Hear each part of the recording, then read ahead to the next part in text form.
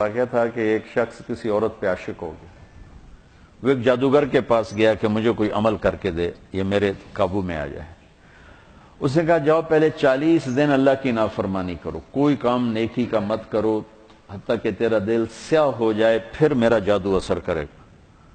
تو وہ نفس میں وہ کیا ہے، بیس العبد عبد ہون یضلہ، وہ ہے سب سے بڑا غلام، گندا غلام جو اس کو خواہش کھینچ رہی ہو. وہ کرتا رہا. 40 دن کے بعد اس نے آ کر کہا کہ میں نے کر دیا. اس نے عمل کیا، اثر نہیں ہوا. وہ کہنے لگا مجھے تو نہ خدا ہے ملا نہ وصال صنم، میرے تو دو میں گلنا گئی ہیں، تو میرے نال کی کیتا ہے. وہ کہنے لگا ادھر بیٹھ جا، سوچ 40 دن میں کوئی نیک کام کیا؟ کہنے لگا کوئی نہیں کیا. کہ میں نہیں مانتا، یہ ہو ہی نہیں سکتا. تو یہاں بیٹھ، سوچ کوئی 40 دن میں نیک کام کیا؟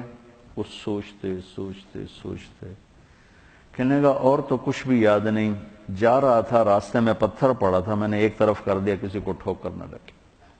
تو جادوگر کی ہائے نکلی کہ لعنت ہے تجھ پر کہ تو ایسے کریم رب کا نافرمان ہونا چاہتا ہے جس نے ایک چھوٹی سی نیکی پر تیرے ایمان کو سلامت رکھا.